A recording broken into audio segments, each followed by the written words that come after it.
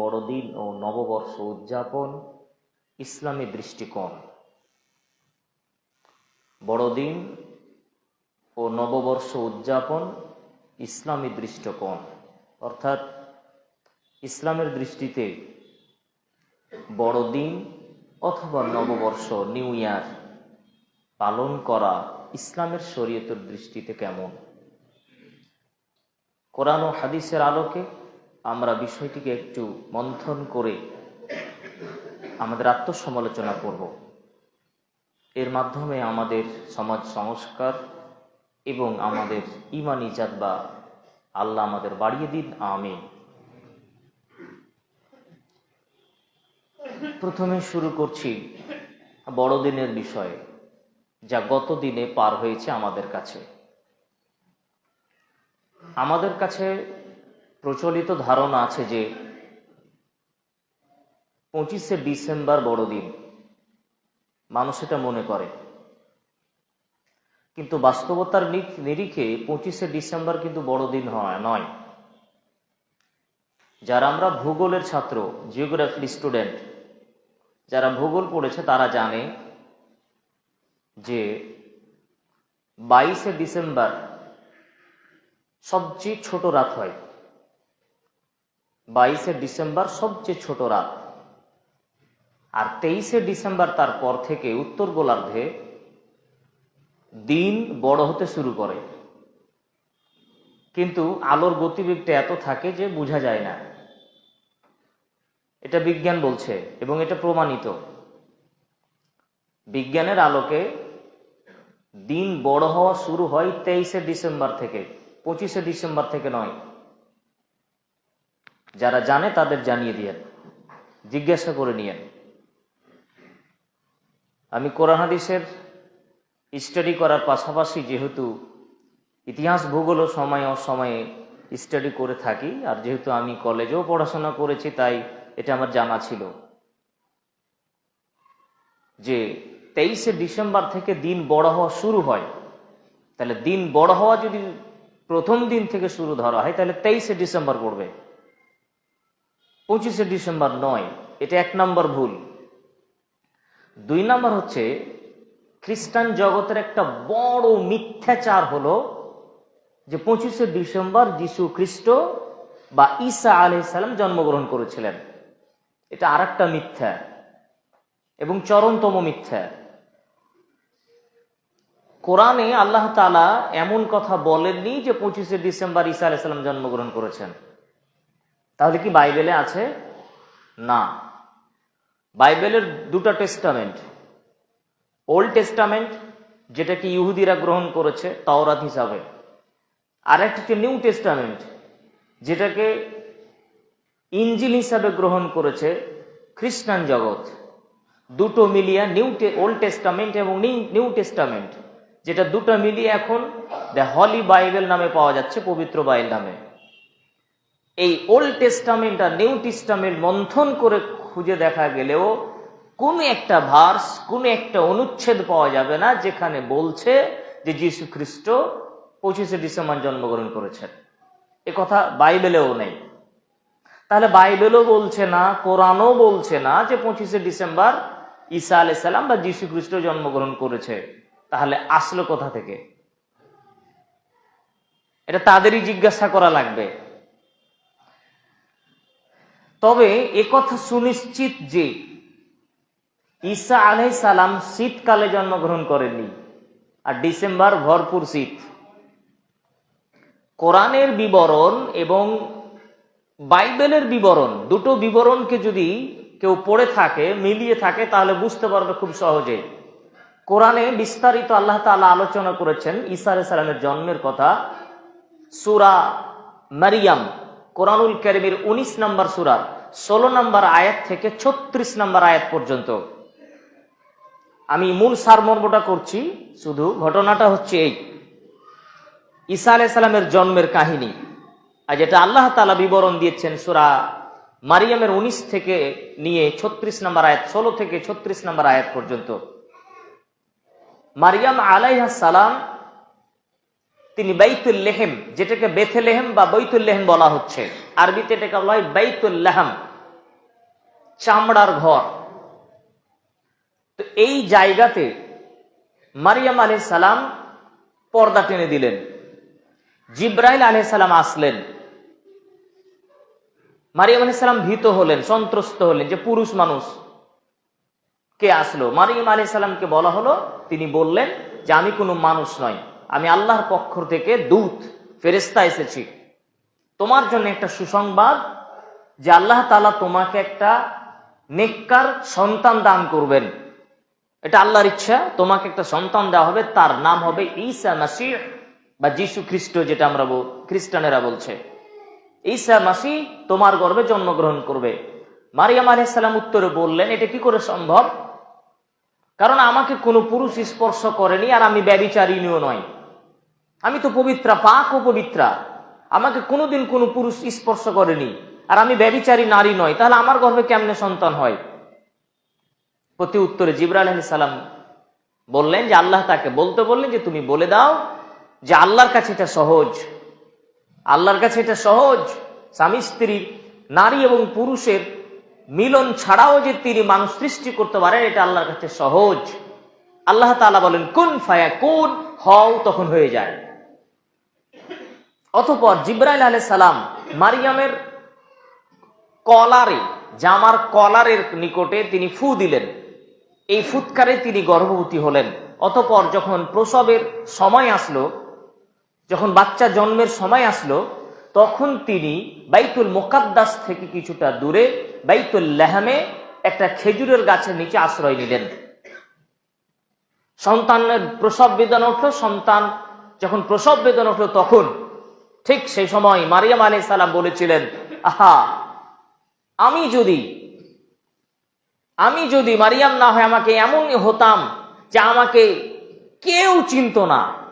এই যে লজ্জা, যে আমি কুমারী, আমার সন্তান হচ্ছে, আমি সন্তান নিয়ে যাব মানুষের সামনে, তো লোকে আমাকে যে যা বলবে, এটা শোনার আগে এমনটা যদি হতো যে সারা পৃথিবীর মানুষ মারিয়াম নামে কাউকে চিনতই না, আমার অস্তিত্বই থাকতো না পৃথিবীতে, তাহলে কতই না ভালো হতো। অতঃপর একজন ফেরেশতা আহ্বান করলেন, হে মারিয়াম, তুমি ধৈর্য ধারণ করো। এই পাদদেশেই, এই পাহাড়ি অঞ্চলের এই পাদদেশে তোমার জন্য একটা ঝর্ণা আছে নিচে, আর তুমি যে খেজুরের গাছের নিচে বসে আছো, সেই খেজুরের শিকড় বা শাখা ধরে তুমি নাড়া দাও, তোমার উপর পরিপক্ক তাজা খেজুরগুলো পড়তে থাকবে। তিনি খেজুরের ডাল ধরে টানা দিলেন, সাথে সাথে তাজা তাজা পাকা খেজুর তার উপর ঝরে পড়লেন। ফাকুলু ওয়াশরাবু, তুমি খাও এবং পান করো, আর তোমার সন্তানকে দেখে তুমি তোমার চক্ষু শীতল করো।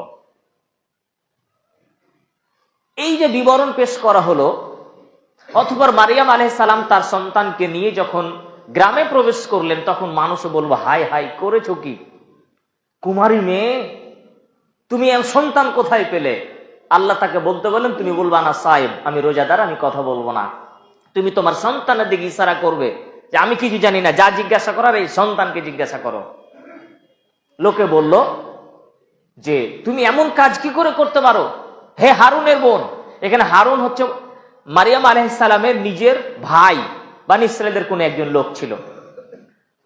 তো হে হারুনের বোন, তোমার বাপ তো এরকম ছিল না, তোমার বাপের তো চরিত্র ভালো, তোমার মাও তো ব্যভিচারিণী ছিলেন না, তাহলে তুমি কেন এমন কাজ করতে পারলে? মারিয়াম আলাইহিস সালাম তার সন্তানের দিকে ইশারা করলেন, তাকে জিজ্ঞাসা করো। তখন তারা বলল, কিভাবে একটা নবজাতক সন্তান কথা বলতে পারে? অতঃপর ঈসা আলাইহিস সালাম মায়ের কোল থেকে উত্তর দিচ্ছেন, মায়ের কোল থেকে দুধের বাচ্চা, সদ্য নবজাত শিশু উত্তর দিচ্ছেন যে আমি হচ্ছি আল্লাহর বান্দা, আমি আল্লাহর রাসূল, আমি আল্লাহর বান্দা, আল্লাহর রাসূল। আল্লাহ আমার উপর কিতাব অবতীর্ণ করেছেন, তিনি আমাকে আদেশ করেছেন আমি যেখানেই থাকি সেখানে যেন সালাত আদায় করি আর যাকাত প্রদান করি। নবজাতক শিশু মায়ের কোল থেকে কথা বলছে। আল্লাহু আকবার। আল্লাহ চাইলে সবই পারেন। কথা বললেন, মানুষেরা বুঝতে পারলো এ হচ্ছে নবী ঈসা আলাইহিস সালাম হবেন। এ হচ্ছে কোরআনের ঈসা আলাইহিস সালামের সংক্ষিপ্ত বিবরণ বললাম, অনেক লম্বা করে বলে যাবে, এটার উপর 3টা জুমা লাগবে। আমি শুধু আলোচনাটাকে সংক্ষিপ্ত করছি। তাহলে কোরআনের এই বিবরণ একটা খেয়াল করেছেন, একটা মাঝখানে কথা বলেছি যে ঈসা আলাইহিস সালাম তাহলে ওই সময় জন্মগ্রহণ করছেন যেই সময় তার মা খেজুরের ডাল ধরে টানা মেরেছিল আর পাকা খেজুরগুলো তার উপর ঝরে পড়েছিল।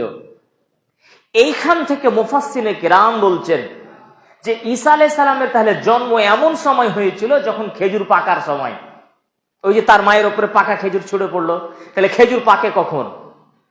তখন ডিসেম্বর মাসে খেজুর পাকে না, খেজুর পাকে জুন জুলাই মাসে, মানে প্রচন্ড গরমের সময়। এখান থেকে ইসলামী কনসেপ্ট যারা, ইসলামিক স্কলার যারা, তাদের ধারণা এবং তাদের এটাই বিশ্বাস, বরং আমরা এটাই মনে করি যে ঈসা আলাইহিস সালাম জন্মগ্রহণ করেছেন এই গরমের সময়, শীতকালে নয়। তারপরে 25শে ডিসেম্বর অসম্ভব, এটা এক। এবার চলেন বাইবেলে। যদি বাইবেল পড়েন তাহলে নিউ টেস্টামেন্টের গসপেল অফ ম্যাথিউ এবং গসপেল অফ লুক নামে দুটা অধ্যায় আছে, আরো অনেক অধ্যায় আছে। তো প্রথমে যেটা গসপেল অফ ম্যাথিউ, এই গসপেল অফ ম্যাথিউ 2 নম্বর অধ্যায়ের একদম প্রথম থেকে অনুচ্ছেদটা শুরু করবেন। সেইখানে বলা হচ্ছে প্রথম থেকে নিয়ে প্রায় 14 নম্বর অনুচ্ছেদ পর্যন্ত যে যখন যিশু খ্রিস্ট জন্মগ্রহণ করলো, এই সময় একজন ফেরেশতা, দূত, এঞ্জেল বাইতুল্লাহমের কিছু দূরে, কিছু রাত্রিবেলায় কিছু লোক ছাগল চড়াচ্ছিল, মেষ ভেড়া চড়াচ্ছিল। সেখানে গিয়ে ওই ফেরেশতা তাদের সংবাদ দিল যে হে বাইতুল্লাহমের রাখালেরা, তোমাদের ত্রাণকর্তা জন্মগ্রহণ করেছেন, উদ্ধারকর্তা, তোমাদের প্রভু ত্রাণকর্তা জন্মগ্রহণ করেছে, তিনি তোমাদের উদ্ধার করবেন, তিনি হচ্ছেন যিশু মাসীহ। একই বিবরণটা পেশ করা হয়েছে বাইবেলের নিউ টেস্টামেন্ট গসপেল অফ লুকের 2 নম্বর অধ্যায়ের প্রথম থেকে নিয়ে 16 নম্বর পরিচ্ছেদ পর্যন্ত। ছোট করে বললাম আমি শুধু মূল কথাটা, আরো অনেক কথা আছে এখানে। এখন কথা হচ্ছে যে এই পরিচ্ছেদে যেটা বলা হচ্ছে যে জিব্রাইল বা ফেরেশতা রাখালদেরকে রাত্রিবেলায় দিয়ে খবর দিয়েছিল যে তোমাদের ত্রাণকর্তা বা উদ্ধারকর্তা যিশু জন্মগ্রহণ করেছে। এটা কোন সময়? রাত্রিবেলায়।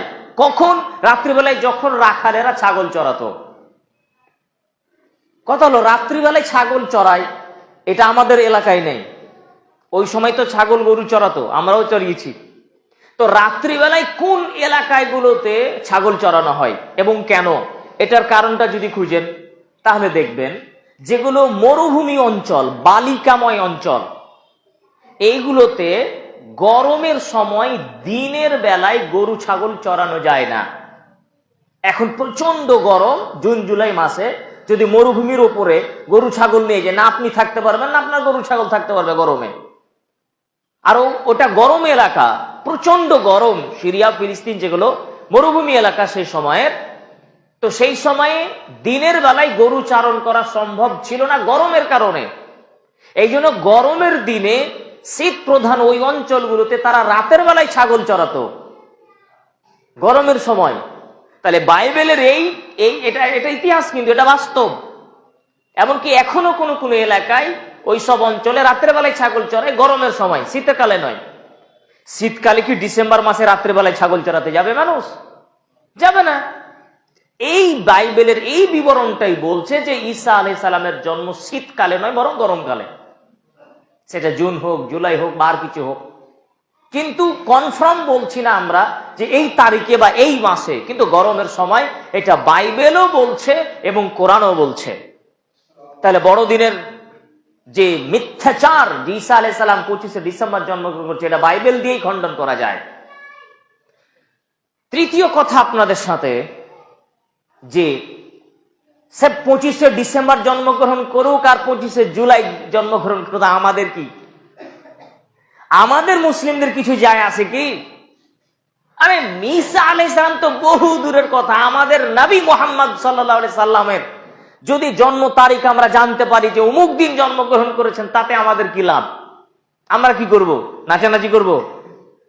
কারো জন্মদিনে নাচানাচি করা, আনন্দ ফুর্তি করা, রং মাখামাখি করা, এটা কি ইসলাম বলে? যদি তেমনটা থাকতো তাহলে আমরা আমাদের নবীদের জন্মদিনে তেমনটা করতাম। বড় করে পিকনিকের ব্যবস্থা করে চড়াতে এক পিকনিকে দিয়ে দিতাম আপনাদের জন্য। ভালো যদি কাজ হতো তা আমি সর্বপ্রথমে থাকতাম। এই পুরো মুসল্লিদের দাওয়াত থাকলো, যদি ভালো কাজ হয় তো ছাড়বো কেন ভাই? হজ করার মতো নেকি পাবো তো ছাড়বো কেন? সবাইকে দাওয়াত দিব, নেকির কাজে আগে থাকতে হবে। এমনটা তো হচ্ছে না। কোন কালে কেউ কখনো কি নবী বা রাসূলদের জন্মদিবস উপলক্ষে এমন কোন প্রথা, এমন কোন দিন পালন করেছেন? তা তো আমরা খুঁজে পাচ্ছি না। জন্মদিবস কখন থেকে পালন করা শুরু হয় এটার নির্দিষ্ট কোন দিন, কাল, সময় পাওয়া যায় না।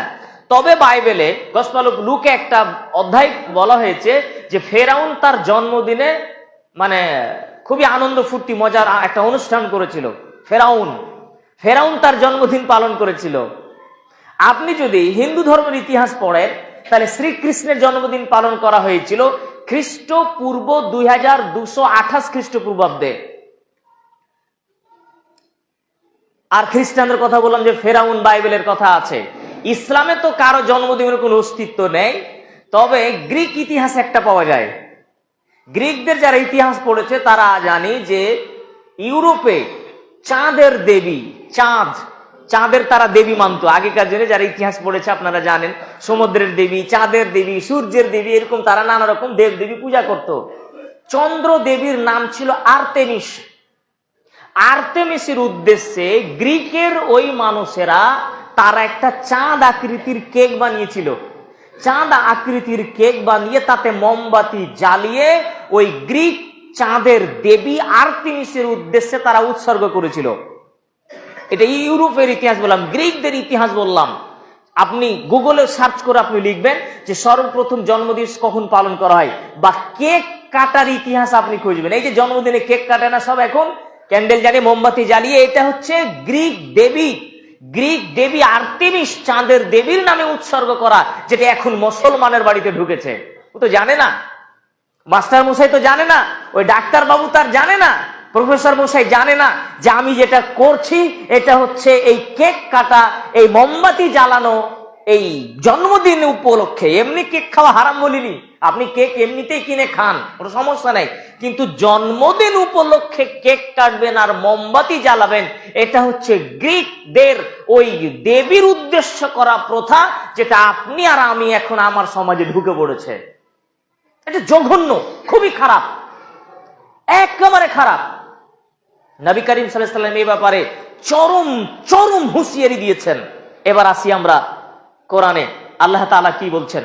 সূরা আলে ইমরান, কোরআনুল কারীমের 3 নম্বর সূরার 28 নম্বর আয়াতটা খুলেন। আল্লাহ তাআলা বলছেন, লা ইয়াত্তাখিযুল মুমিনুনাল কাফিরিনা আউলিয়া মিন দুনিল মুমিনিন। সাবধান তোমরা, লা ইয়াত্তাখিযুল মুমিনুনাল কাফিরিন, যারা মুমিন তারা কখনোই কাফিরদেরকে বন্ধু হিসেবে গ্রহণ করবে না। যারা মুমিন তারা কখনোই কাফির, মুশরিক, ইহুদিদের তারা কখনোই বন্ধু হিসেবে গ্রহণ করবে না। লা ইয়াত্তাখিযুল মুমিনুনাল কাফিরিনা আউলিয়া মিন দুনিল মুমিনিন। মুমিন ব্যতীত, মুমিনদের বন্ধু একমাত্র মুমিন, মুমিনদের বন্ধু একমাত্র মুমিন। আপনি যতই ওই সব ইসলামের শত্রুদের সাথে ভালো ব্যবহার করেন না কেন, সুযোগ পেলে পিঠে চুরি হবে আপনার সামনে এসে আপনাকে দেখাবে যে আমি উদারপন্থী, সৌহার্দ্যবাদী, আমি সম্প্রীতি ভালোবাসি, এটা মৌখিক আপনাকে দেখায়, কিন্তু তারা কখনো ইসলামকে মেনে নিবে না, জেনে রাখবেন। আল্লাহ তাআলা বলেন, কেউ যদি এটা করে, মুমিনদের বাদ দিয়ে যারা ইসলামের শত্রু তাদেরকে যদি বন্ধু হিসেবে গ্রহণ করে, ফালাইসা মিনাল্লাহি ফি শাই, আল্লাহর সাথে তার কোনো সম্পর্ক নেই। কেউ যদি এই 25শে ডিসেম্বরকে গ্রহণ করে, যিশু খ্রিস্টের জন্মদিন উপলক্ষে পালন করে, পিকনিক করে, ফালাইসা মিনাল্লাহি শাই, আল্লাহর সাথে তার কোনো সম্পর্ক নেই। আল্লাহ নিজে বলছেন, ইল্লা আন তাত্তাকু তুকাতাম মিনহু, তবে সাবধান, যাদের প্রতি এইরকম চাপ সৃষ্টি করা হয়েছে সেটা ভিন্ন কথা। বাধ্যতামূলক কিছু কাজ হয়ে যায়, আপনার ঘাড়ে বন্দুক ধরিয়ে, পেটে ছুরি ঢুকিয়ে আপনাকে কিছু করতে বাধ্য করে, সেটা ভিন্ন কথা। সাবধান, সম্মানীয় উপস্থিতি। তাহলে যারা নাকি তাদেরকে গ্রহণ করবে তাদের সাথে আল্লাহর কোনো সম্পর্ক নেই, এই কথা তো আল্লাহ তাআলা বলছেন। নবী করিম সাল্লাল্লাহু আলাইহি ওয়াসাল্লাম কি বলছেন? সুনান আবু দাউদ হাদিস নাম্বার 4031, ইবনে উমর রাদিয়াল্লাহু তাআলা আনহু বলছেন, রাসূল সাল্লাল্লাহু আলাইহি ওয়াসাল্লাম বলেছেন, মান তাশাব্বাহা বিকাউমিন ফাহুয়া মিনহুম, যে ব্যক্তি ভিন জাতিদের কোন প্রথা, কোন নিয়মের, কোন নীতির অনুসরণ করবে সে তাদের দলে। যে ব্যক্তি বিজাতীয়দের কোন নীতির অনুসরণ করলো, জন্মদিন পালন করা কাদের? ইহুদিদের, খ্রিস্টানদের, গ্রিকদের। ইহুদিদের, খ্রিস্টানদের, গ্রিকদের জন্মদিন পালন করা, কেউ যদি এই যুগে এসে এই দিবস পালন করলো সে তাদের দলের ভুক্ত। আপনি যতই বড় শিক্ষিত হন না কেন, আপনার টাকা আছে বলে আপনি এমনটা করবেন। আরে ওই তো ছিল জন্মদিবস পালন করা, এখন মুসলমানের বাড়িতে ঢুকেছে অন্নপ্রসন্ন প্রথা। ছেলের মুখে প্রথম ভাত তুলে দিবে, এটা তো অমুসলিমদের বাড়িতে আগে ছিল, হিন্দু ভাইরা করতেন এগুলো, এখন নাকি শুনছি মুসলমানেরাও করছে। বাচ্চার হাতে ভাত, মুখে প্রথম ভাত তুলে দিবে, সেই উপলক্ষে অনুষ্ঠান করছে মুসলমান। আসলে টাকাতে কামড়ালে যা হয়, টাকায় কামড়ালে যা হয়, এত টাকা রাখবে কোথায়? নাউযুবিল্লাহি মিন যালিক। এই কুপ্রথা বর্জন করতে হবে। এগুলো সবই বিজাতীয় প্রথা, ইসলাম এগুলোকে কখনোই অনুমোদন করে না। আপনি নিজেকে মুসলমান বলছেন, অথচ আপনি নিচ্ছেন প্রথাগুলো বিজাতীয়দের। আল্লাহ তাআলা এই ব্যাপারে বলছেন সূরা আল মাইদা 5 নম্বর সূরার 50 নম্বর আয়াতের অংশে, আফা হুকমাল জাহিলিয়াতি ইয়াবগুন ওয়া মান আহসানু হুকমান লিকাউমিন ইউকিনুন। আল্লাহ তাআলা বলছেন, তোমরা কি আবার জাহিলি যুগের নীতি নিয়মগুলোকে তোমরা ফিরে পেতে চাও? জাহিলি যুগে যেসব কাজ হতো, জাহিলি যুগে যে সব প্রথা মানুষ মানত, এগুলো কি আবার আমরা ফিরে পেতে চাই? আমরা বলবো না, আমরা জাহিলি যুগে ফিরে যেতে চাই না।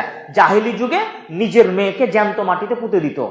জাহিলি যুগে মদ, জুয়া, সুদ, ঘুষ, ব্যভিচার, অনাচার, ধর্ষণ ছিল দৈনন্দিন কাজ। তাদের কোনো বিচার আচার হতো না।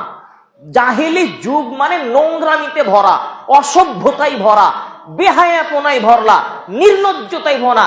এই জন্য তা আল্লাহ কোরআনে ওই যুগটারই নাম দিয়েছেন অজ্ঞতার যুগ, জাহেলি যুগ।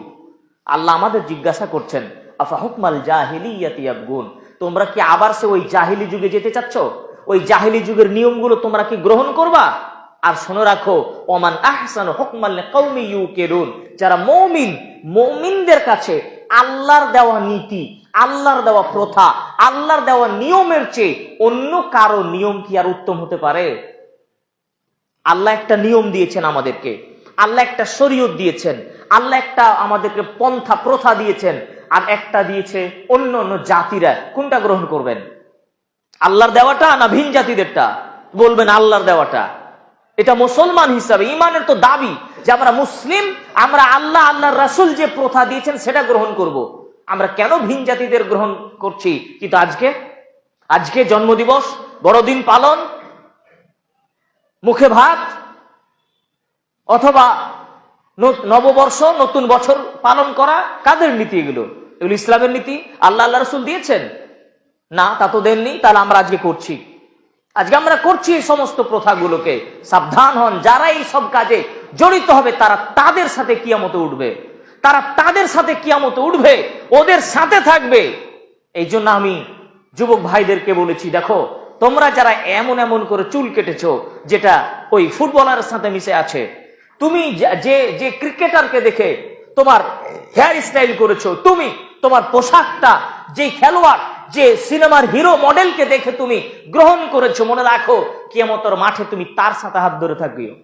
রেডি থাকো। তুমি কেন এমনটা করলে? তোমাকে কি তোমার এই মাথার কালার দেখে, তোমার মাথার এই চুলের ডিজাইন দেখে সমাজের সুশীল ভদ্র মানুষেরা তোমাকে ভদ্র ছেলে বলে? কখনো বলে না। তোমাকে একটা কুলাঙ্গার নামে জানে, অভদ্র নামে জানে, যে একটা বাজে ছেলে, অভদ্র ছেলে। দেখো তার পোশাকটা নিজে মনে হাঁটু কালাকে কেটে কেটে ফাড়া করে রেখেছে, যেগুলো আমাদের দিকে আমরা পড়তে লজ্জা করতাম ছোটবেলায়। ছেঁড়া প্যান্ট আমরা লজ্জা করি, আর ওদের কাছে ওটা ফ্যাশন। এখন ছেঁড়া প্যান্ট ফ্যাশন। তো তোমরা তো মনে হচ্ছে যে পরিস্থিতি আসছে, কয়দিন পরে এরা বলবে যে শুধু জাঙ্গিয়া পড়া একটা ফ্যাশন, ওটা পরে ঘুরে বেড়াবে, হয়তো ওদের কাছে ওটাই ফ্যাশন হয়ে যাবে। নাউযুবিল্লাহি মিন যালিক, মাআযাল্লাহ, আস্তাগফিরুল্লাহ ওয়া আতুবু ইলাইহি। সম্মানিত উপস্থিতি, বিশেষ করে তরুণ আর যুবক, তোমরা যারা এই সব কুকীর্তি, কুনীতি, অসভ্যতায়, বর্বরতায়, জাহেলিয়াত, নোংরামিতে, অশ্লীলতায়, বন্যতায়, বর্বরতায় ডুবে যাচ্ছ।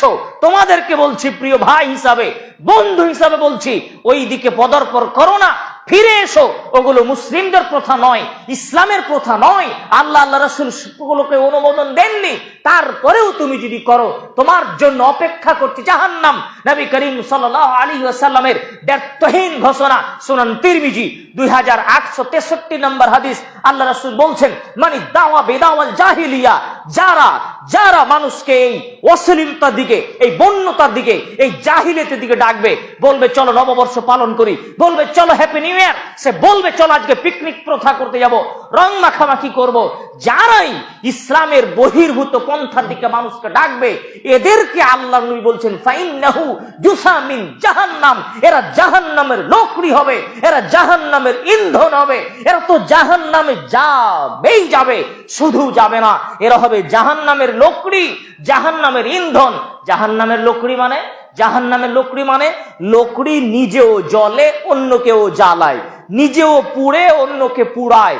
একটা আগুন জ্বলছে, এই কাঠ দিয়ে দিলাম, কাঠটা জ্বলবে, এটা দাউ দাউ করে জ্বলছে, ওর উপরে যাকে দিবেন ওই কাঠের আগুনে তাকেও পুড়াবে। তো যে ব্যক্তি নাকি এই অপসংস্কৃতিকে গ্রহণ করলো, বিজাতিদের নীতি গ্রহণ করলো, শোনো, তুমি মাথার চুল কেটেছো, তোমাকে বলছি, তুমি ছেঁড়া প্যান্ট পরে ঘুরে বেড়াও, তোমাকে বলছি শোনো, যারা তোমার মাথার চুল থেকে পায়ের নখ পর্যন্ত বিজাতিদের নীতি দিয়ে সাজিয়ে রেখেছো, তোমাকে বলছি তুমি শোনো, হাতের ভ্যাসলেট পরে রেখেছো, তুমি মাথায় তোমার কান ফুটো করে দুল পরে রেখেছো, মহিলা মানুষের মতো গলায় মালা দিয়ে ঘুরছো, তুমি, তোমাকেই বলছি শোনো। নবী করিম সাল্লাল্লাহু আলাইহি ওয়াসাল্লামের এই দ্ব্যর্থহীন ভাষা তিনি 1500 বছর আগে তোমাকে লক্ষ্য করে বলে দিয়েছেন, মান তাশাব্বাহা বিকাউমিন ফাহুয়া মিনহুম, যে যার অনুসরণ করবে সে তার সাথে থাকবে। তারপরে তিনি আবার এটা বলছেন, ফাইন্নাহু জুসামিন জাহান্নাম, সে হবে জাহান্নামের লোকড়ি। সে যদি নামাজ পড়েও রোজা রাখেও, তারপরে আল্লাহ রাসূলকে জিজ্ঞাসা করছেন সাহাবীরা, আল্লাহর নবী, ও লোকটা নামাজ পড়লেও রোজা রাখলেও কি জাহান্নামের লোকড়ি হবে? নবী করিম সাল্লাল্লাহু আলাইহি ওয়াসাল্লাম এক ধাপ বেশি উত্তর দিয়ে বলেছিলেন, ওয়াইন সামা ওয়া সাল্লা ওয়া জামা আন্নাহু মুসলিম, ও যদি নামাজ পড়ে তবুও জাহান্নামে যাবে, রোজা রাখে তবুও জাহান্নামে যাবে, সে যদি নিজেকে পাক্কা মুসলমান বলে তবুও জাহান্নামে যাবে। এবার লাউ ঠেকাও, তুমি বিজাতির অনুসরণ করবা, তুমি নামাজ পড়বা তবু তোমাকে জাহান্নামে যেতে হবে, তুমি বিজাতির অনুসরণ করবা, রোজা রাখবা তবুও জাহান্নামে যেতে হবে, তুমি বিজাতিদের অনুসরণ করবা, নিজেকে মুসলমান দাবি করো তবুও জাহান্নামে যেতে হবে। ফিরে এসো, তওবা করো। সম্মানীয় উপস্থিতি, এরপরে আর একটা প্রথা সামনে আসছে, সেটা হচ্ছে ওই নতুন বছর পালন করা। এই মেসেজ শুরু হয়ে যায় রাত 12টা। মুসলমানের বাড়িতে কেক নিয়ে, বেলুন নিয়ে আর ওই আতশবাজি নিয়ে রাত 12টা পর্যন্ত অপেক্ষা করছে। যখন ঠিক 12টা 1 হবে, একদম বম আর ভটকা শুরু করে দিল, দাও দাও করে জ্বলতে। মুসলমান বাড়ির ছাদে লাইট দিয়ে আর আলো দিয়ে ঘিরে দিল। নাউযুবিল্লাহি মিন যালিক। যদি নববর্ষ পালন করাটাই সুন্নাত হতো, অনুমোদন হতো, তাহলে আমরা তো আরবি মাসের মুহররম মাস থেকে শুরু করতাম। তা আমরা তো করলাম না কেন? আরবি মাসের গুরুত্ব আমাদের কাছে আছে না। আরবি মাসে রমজানুল মুবারক মাসে আমরা সিয়াম পালন করি, এই মাসে কোরআন অবতীর্ণ হয়েছে, হজের 4টি মাস আছে, আমরা হজ সম্পাদন করি, আমরা শাওয়াল মাসে ঈদ করি, জিলহজ মাসে ঈদ করি। তো কই, আমরা তো কোনো দিনই কোনো বছরের উদ্দেশ্যে একটা দিনও পালন করলাম না। শরীয়ত যদি বৈধতা দিত তাহলে আরবি মাস শুরু করতাম, তা তো করলাম না। জেনে রাখুন, এই নতুন বছর শুরু হলে পৃথিবীর বড় বড় নামি দামি হোটেলগুলোতে জেনার কারখানা ওপেন করা হয়, জেনার ব্যভিচারের কারখানা ওপেন করে দেওয়া হয়, মদ নিয়ে, নারী নিয়ে। আপনি রিপোর্টগুলো পড়ে দেখেন। বলে আপনি কি করে জানলেন? আমরা ওগুলো তদন্ত করি, আমরা খুঁজি। নিউজ পেপারগুলো পড়েন না আপনি? আমরা তো আর হোটেলে যাইনি, আমরা রিপোর্টগুলো দেখি। ওই রাত্রের রিপোর্টগুলো আপনি গত 2, 4, 5 বছরের আপনি ওই নতুন বছরের রাতের নিউজ পেপারগুলো দেখেন, যে পৃথিবীর বড় বড় হোটেলগুলো, 5 স্টার হোটেলগুলোতে কি হয়। ওই উপলক্ষে ব্যভিচারের অফার দেওয়া হয়, ওই উপলক্ষে মদের অফার দেওয়া হয়। আর আমরা মুসলমানেরা ওই দিনটাকে পালন করি। একটুও কি লজ্জা হয় না? একটু তো শরম করা উচিত। আর এই শীতকাল শুরু হলেই শুরু হয়ে যাবে একদম জানুয়ারিতে পিকনিকের ধামাকা অফার। নানা রকমের ডেক বক্স গান বাজনা নিয়ে, মদ নিয়ে, নারী নিয়ে একদম চললো ফাঁকা মাঠে, নদীর ধারে, জঙ্গলে, এখানে সেখানে নাচবে, কুদবে, মদ পান করবে, সেবন করবে, এটা তারা পালন করবে। জঘন্য কাজ। শুনুন আর একটা কথা, এইখানে করে আমি বলিনি যে আপনি খেতে পারবেন না। শুনুন, পিকনিক কথাটা যদি আমরা বাদ দিই, আপনারা 2-4-5 বন্ধু মিলে আপনারা ঘুরতে যাবেন, খাবেন, খান, নিষেধ নেই। মনে করেন যে আমরা 2-4-5 বন্ধু মিলে একদিন ঘুরতে যাব, কোথাও ঘুরতে গিয়ে আমরা রান্না করে খাবো, এটা হারাম নয়, ওটা আপনি খেতে পারেন। কোনটা বর্জন করতে বলছি? ওই যে গান বাজাচ্ছেন, বক্স নিয়ে যাচ্ছেন, মদ নিয়ে যাচ্ছেন, আর যেগুলো মানে অশ্লীল জিনিস, আর বাকি যেগুলো ইসলাম বিরোধী, শরীয়ত বিরোধী অশালীন কর্মগুলো, একদম রাস্তা দিয়ে যেতে যেতে মনে হচ্ছে বক্সে হার্টবিটটাও কমে যাচ্ছে, এমন অবস্থা দিয়েছে, এগুলো হারাম।